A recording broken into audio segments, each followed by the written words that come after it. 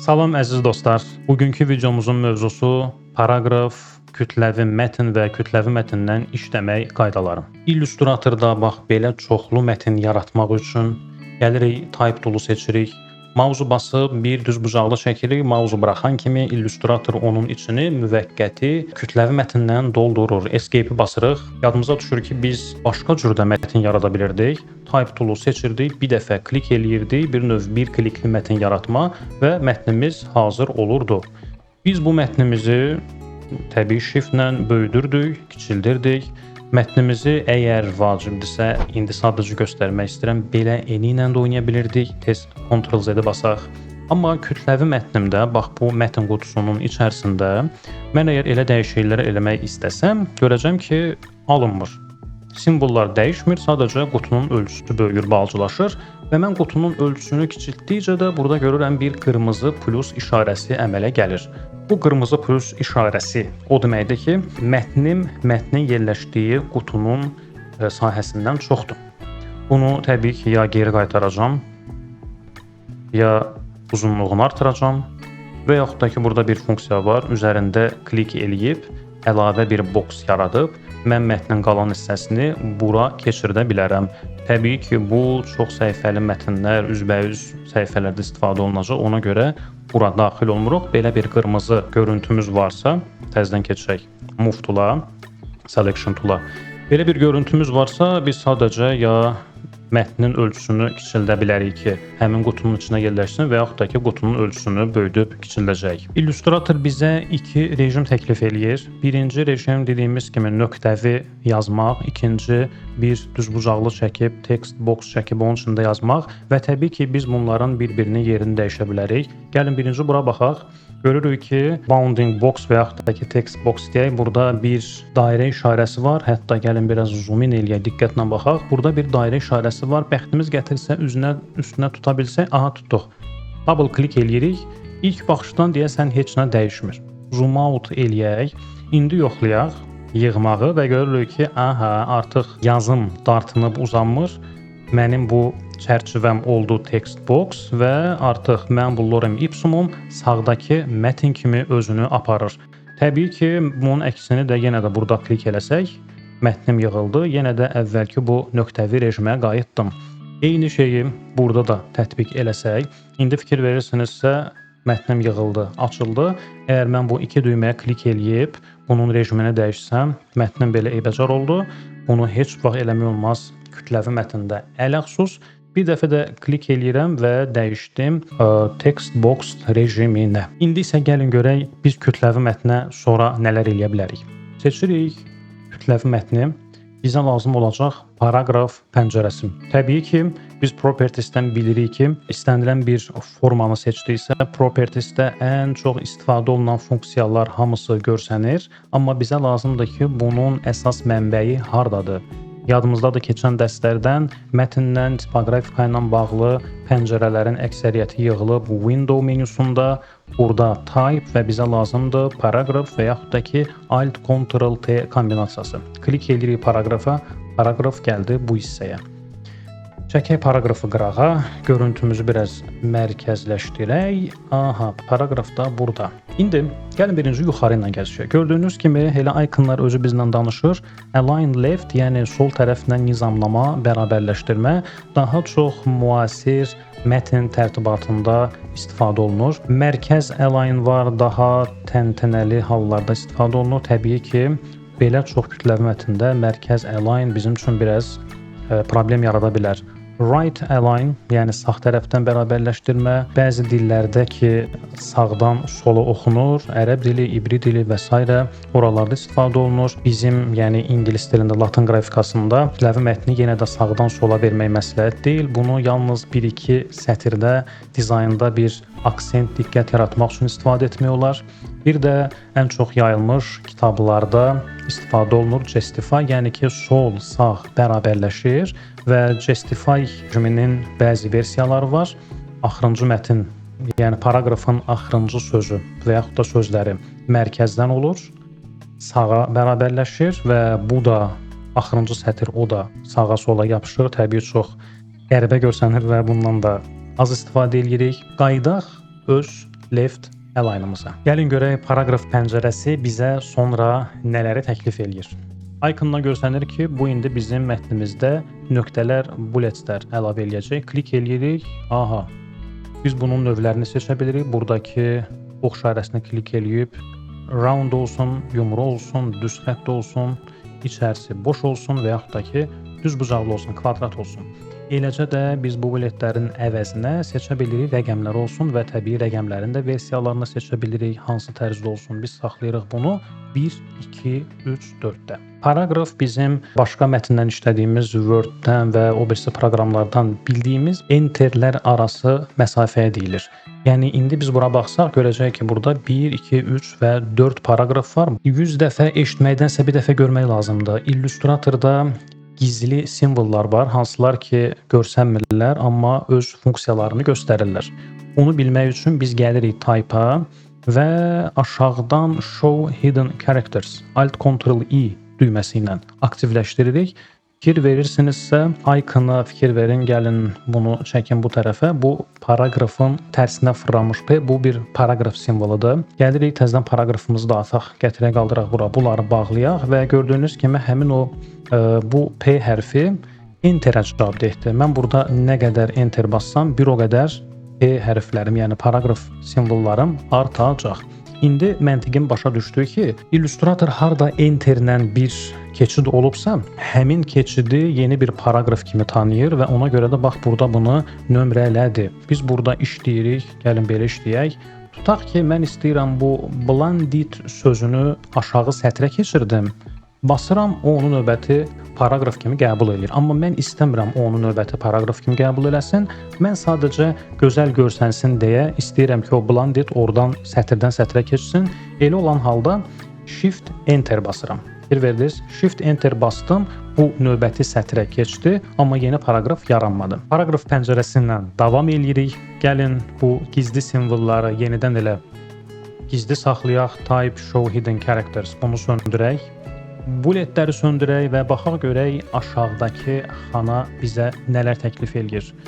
Dediyim kimi iconlar özü bizlə söhbət eləyir.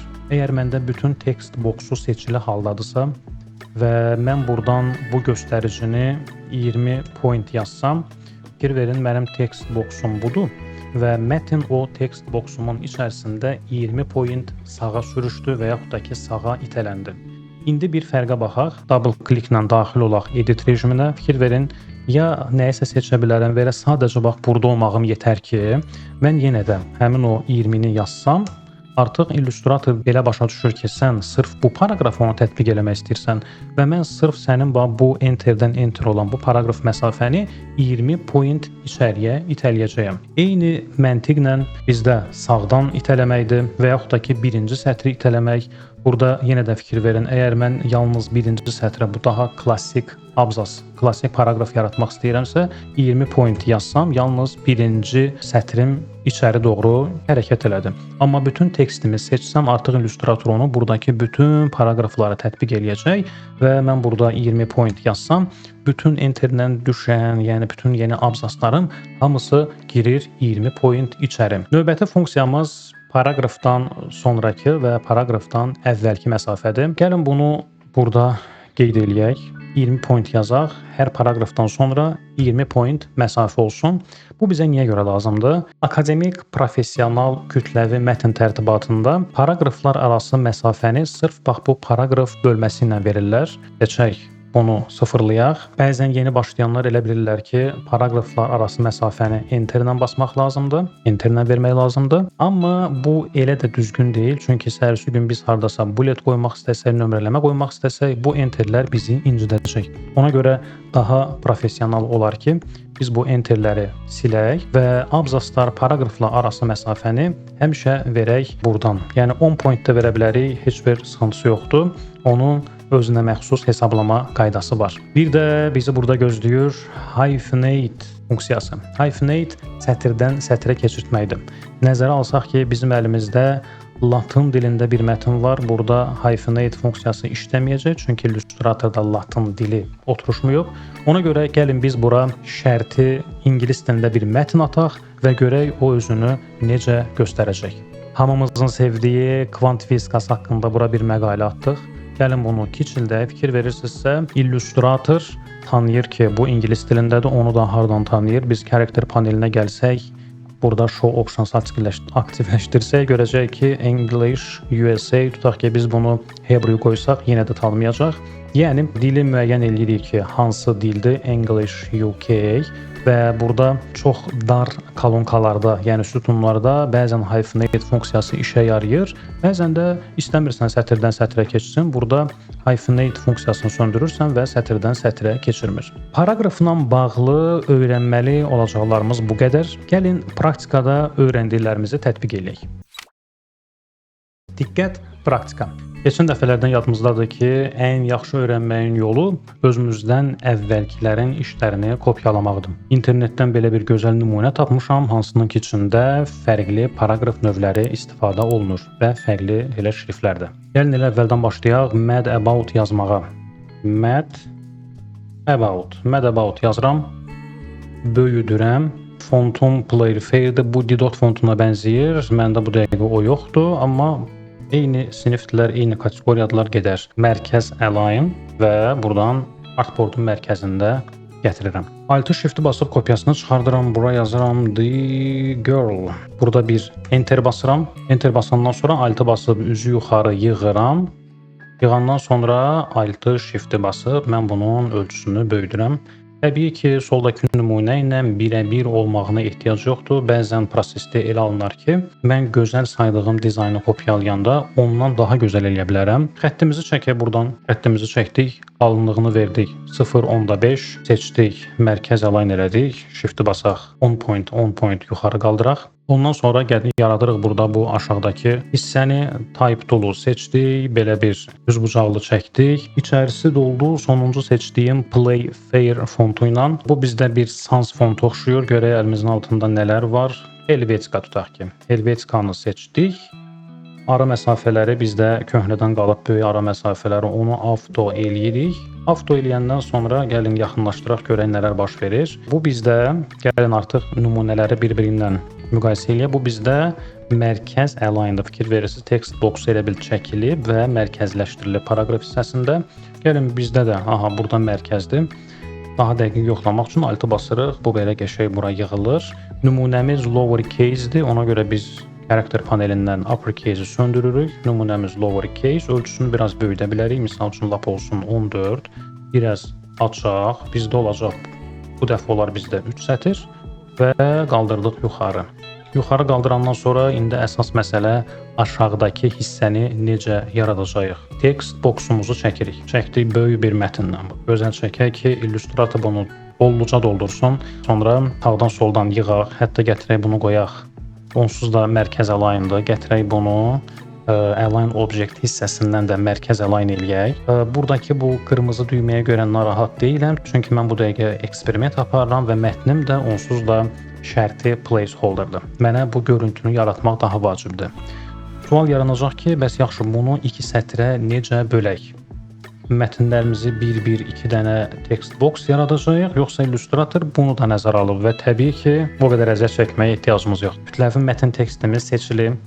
Gəlirik buradan, ən birinci uzun yolunu göstərim. Type, area, type options. Bir buradan daxil ola bilirik. Bir də ki, type tool'un üstündə 2 dəfə klik eləməklə bax bu area type'ın mətn qutusunun funksiyalarına daxil oluruq. Burada özünüz eksperiment aparsanız görəcəksiniz ki, eni ilə oynamaq var, hündürlüyü ilə oynamaq var həmən boxun, amma bizə lazım olan funksiya bax burada bircə dənə budur. Column, yəni sütunlar. Rows'lar var. Mənə bunu cərgələrə bölməyə ehtiyac yoxdur. Ona görə bunu 1, daha doğrusu 1 cərgə olur. Mənə burada 2 dənə sütun lazımdır. 2 sütunum hazırdır, əladır. Yenə də cancel basmışam. Təkrar. Olsun təkrar. Gəldik bura. Bir kolonka elədik. OK-yi bastıq. Növbəti çatışmayan məsələ nədir? Necə olur ki, mənim mətnim nümunəmdə daha belə dolğun və daha xırda görsənir, amma məndə burada belə böyük qalıblar. Deməli, 2 məsələm var. Bir, əlimdə olan mətnin ölçüsünü kiçildəcəm. Mətnin ölçüsünü kiçildirəm, təxmini həmin ölçüləri yaxınlaşdırdım. Sonra, buradakı bu klassik akademik abu-havanı vermək üçün mənə başqa bir font lazım ola bilər. Baxıram bu hansı fonta oxşuyur. Deyəsən. Gəl buradan təkrar olsun, seçək serif fontlardan. Serif fontlardan seçək. Okay, bağlan və burada burada Bodoni var. Elə Bodoni, bəli. Bununla gedə bilərəm, Bodoni Antiqva ilə gedə bilərəm. Seçək Bodoni Antiqva. İndi növbəti məsələ qalır. Paraqrafın alignmenti ki, məndə burada mərkəz aligndır. Paraqrafda görürsüz mərkəz aligndır. Mən bunu left eləsəm o olurmu? Xeyr, çünki bu soldan sağdan da nizamlanar. Deməli mənə lazımdır Justify. Justify elədim. Afərin bizə. Bunu 0 eləyim. Təzədən bunu sizin üçün göstərim. Justify eləyəndən sonra gəlin bunu biraz da yığaq aşağı. Nümunədəkinə biraz bənzəsin. İndi bizə lazımdır sonuncu toxunuş. O toxunuş da nədir? Hər abzas bitəndə bizdə burada klassik abzas formalaşıb, yəni ilk sətr biraz içəri girir. Onu da eləmək üçün bizdə burada funksiya var. Aşağıda bax gördüyünüz kimi first line left intent. Yəni hər abzasının birinci sətri biraz içəri girsin. Onu da buradan eləyək 20. Afərin bizə. Hətta ölçünü biraz da kiçildə bilərəm. Lap 10 point olsun. Kiçildirik. Yanımızdakını artıq bəyənmirik. Amma bir nüans yəqin ürəyimizdə qalar. Bəs bu ilk sətri necə böyük verək? O Illustratorda yoxdur. O InDesign'da var və bizim InDesign dərslərində onları öyrənə bilərsiniz. Elə eləyirik nümunəmizi yaxınlaşdıraraq baxırıq. Bəli, paraqrafda öyrəndiyimiz əksər bilgiləri tətbiq elədik. Bu əgər məni qıcıqlandırırsa, text boxumun altında bax burada 2 dəfə klik eləyirəm və text boxum yığıldı. Təbrik eləyirəm, biz bir kütləvi mətndən maraqlı bir jurnal səhifəsi, kitab səhifəsi yarada bildik. Öyrəndiklərinizi gözəl, maraqlı nümunələrdən kopyalayaraq tətbiq eləyin, bizlə paylaşın nəticələri, biz də görüşək gələn dərslərdə.